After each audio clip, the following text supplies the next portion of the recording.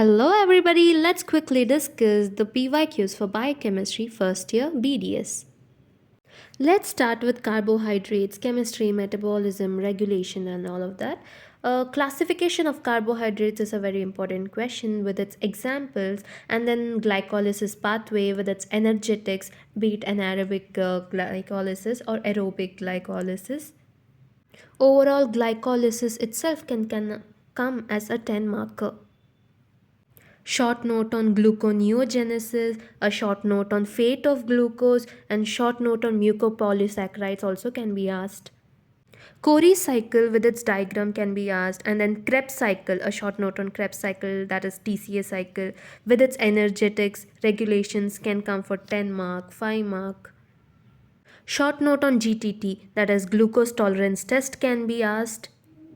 Short note on hypoglycemia, and then short note on glycosuria. Diabetes mellitus under headings such as types, complications, treatments can be asked, and then glycogen storage disorders can be asked.